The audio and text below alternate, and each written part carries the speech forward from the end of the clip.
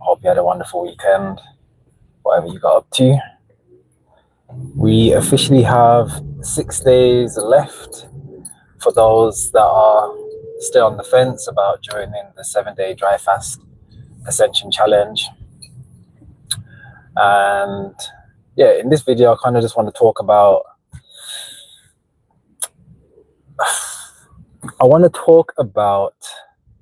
there's never on an intellectual standpoint a perfect time or perfect moment. And I bet you can probably go back to so many times in your journey in the past where you've kind of been anticipating to do something and you're kind of waiting for that perfect moment or waiting for that perfect time. And I bet many of you may be able to relate in the fact of there's always this like anxiety or this nervous energy around the thing, even when you're quote unquote ready or you've actioned doing the thing. There's always this nervousness, this nervous energy because it's change, it's something brand new. You know, you're putting yourself out in the firing line, ultimately for the highest good, for whatever experience you're, I guess, undertaking.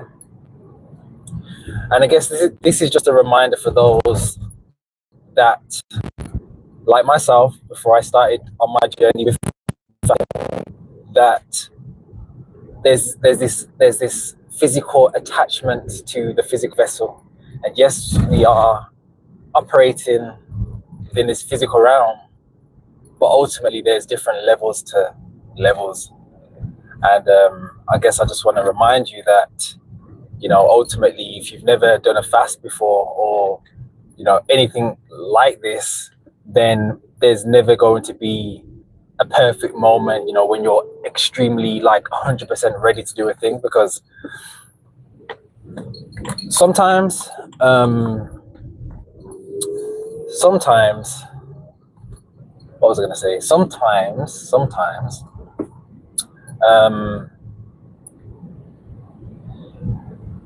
you may, especially when it comes to fasting, you may do the most indulging in a particular thing just before you step into doing a fast. And to be honest with you, it works for some people and it doesn't work for many people, maybe many more people. And of course, you know, the day before you do anything, the day before you do the fast, the day before you start, you know, you might want to fill yourself up, eat all the things that you would typically eat, and then, you know, the next day you'll start the fast. And when you've finished that meal, you always feel this satisfaction. So, you know, you feel well ready to do a thing. But the reality of it is you're kind of setting yourself up for failure, because the very next day, you know, as your belly starts to gurgle, or your belly starts to feel like a little bit of pain or discomfort, that's when all the temptations like really come out in full force. It's the parasites. You know, the parasites are really activated. You know, they really want to consume a particular thing. And if you're around people, if you're out in this, you know, day-to-day cycle, and you live in a place where there's distractions everywhere, that may be a massive challenge for you to not consume at that particular point, right?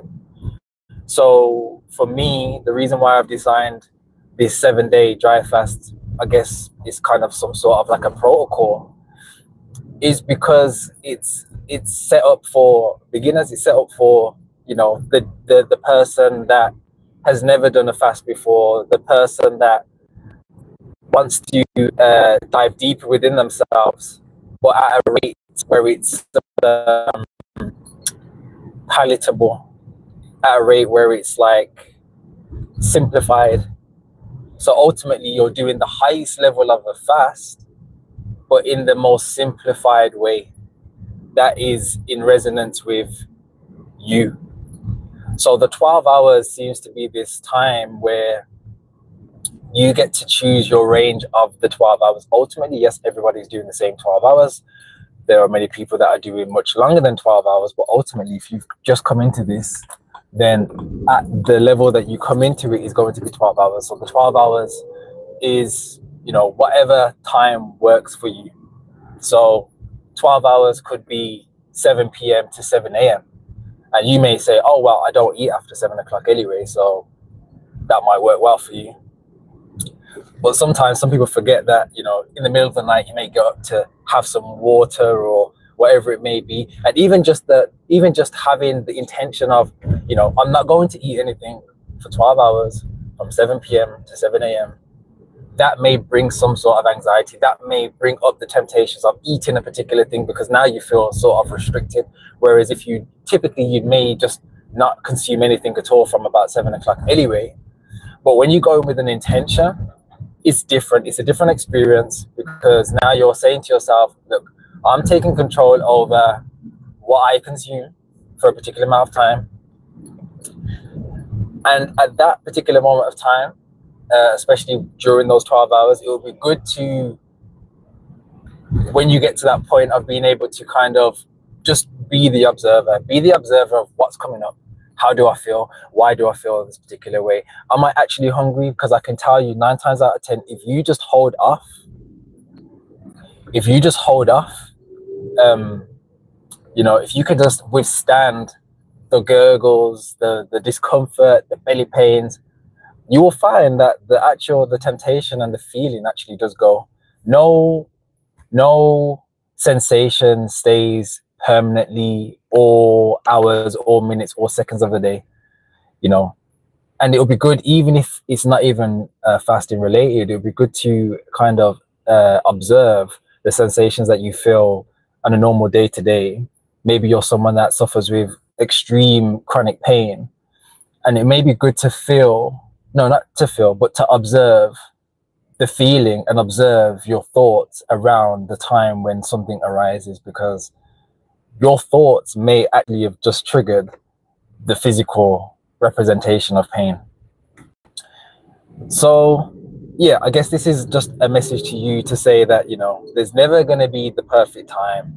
Every moment, every second of the day is the perfect time. The universe requires a balance. So there's always going to be a balance. So every second, every moment of the day is the perfect time. Now, you've just got to get out of your feels.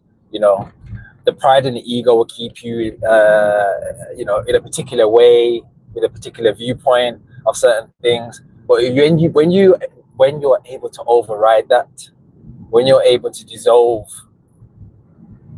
these internal discomforts through fasting, through, maybe meditation as well. But you just have to remember, it is a holistic approach, a holistic approach. It's not just one thing fits all. Although I will stand by, I do believe that fasting is the most deepest, the most potent, the most freeing, and the thing that every single person has access to. Every single person is able to do that deeper healing work just through fasting alone. And I say through fasting alone because once you start fasting and you start to release the denser energies, apologies for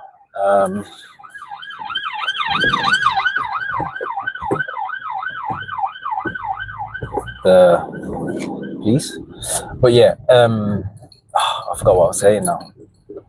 I was gonna say, I've totally forgot what I was gonna say. I'm sure I was going on to a real good point, but anyway, I just want to say that there isn't going to be that perfect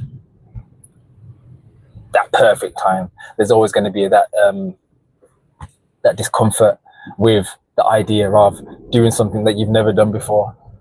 And I can tell you, from somebody that has not come onto a path of a plant-based lifestyle, which has been over 10 years now, I believe, over 10 years. And or for somebody that does a lot of fasting, to the point where I just have to say it's my lifestyle, because every day is a fasting day for me, regardless of how long I go. So from somebody that has not got onto this path through my own personal health problems, which you may hear a lot of people online talking about. You know, they came into fasting or a plant-based lifestyle because, you know, they had their own individual illnesses or whatever it may be. I was very different in the sense of I was just an experimenter. I just wanted to try things. I want to try new things. I question pretty much anything or everything. You know, I never just do something because someone's telling me to do a particular thing. I have to feel into it. And a lot of the things that have come to me has come through, yes, earlier resources, but then I've gone on to then develop my own understandings of what works, what doesn't work. I've been able to like try so many different types of things and protocols. And one would say, how do you know it's working if you've got no health problems? Well, just through the recommendations of just by sharing my journey and my story, people have gone on to then implementing what I've done and then come back to me and be like, oh, this is so powerful. I've gone back to the doctors and this, that, and the other. So it seems to be doing something, and I go off of how I feel. So day to day, I feel pretty good. I know when I've had something that I probably shouldn't have had. Just for an example, if I was to have, you know, a cup of tea, which is caffeinated, or coffee that's caffeinated, I will immediately start sweating, right?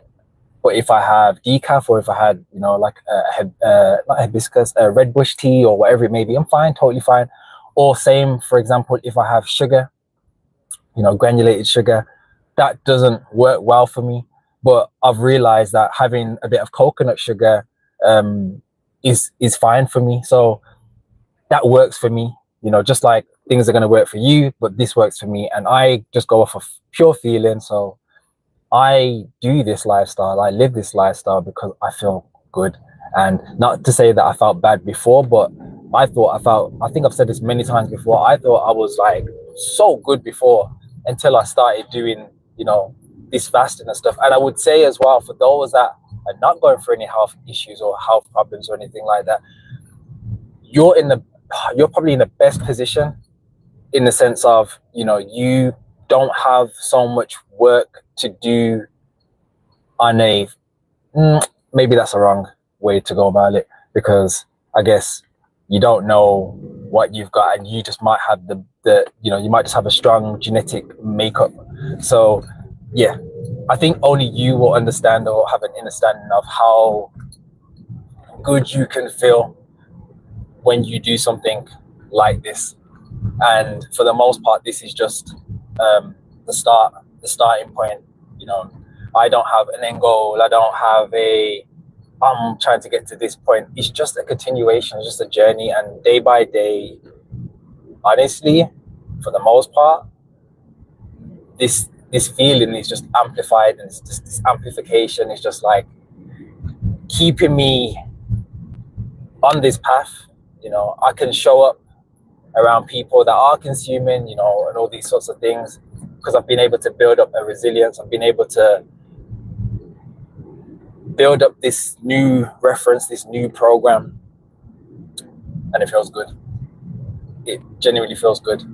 So yeah, so for those that are listening, for those that hear this message, for those that feel something inside, and I'm talking about fasting, and maybe it's been something on your mind to do for a while, but you just don't know where to start, because there is a lot of information out there.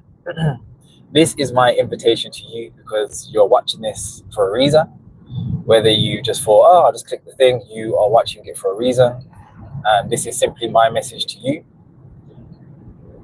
Join this 7-day dry fast challenge. Ask me questions. 12 hours is the 12 hours. You're coming in with the intention of doing 12 hours. Now, if you don't do 12 hours, you don't do 12 hours, right? But just having the intention alone is going to do a lot for you. And I can tell you can tell me what sort of lifestyle you're living, and I'll be able to give you a recommendation of a 12-hour period that may work for you. But you may find that over the days, that 12 hours doesn't work for you, and you may have to go day by day, seeing how you feel. Some days you may go longer, some days you may go shorter, but ultimately this is about you and only you. You're just coming into a community of people from all around the world that also have this shared intention of diving deeper. It's a very supportive group. There's people that have a lot of experience. There's also people that have minimal experience. And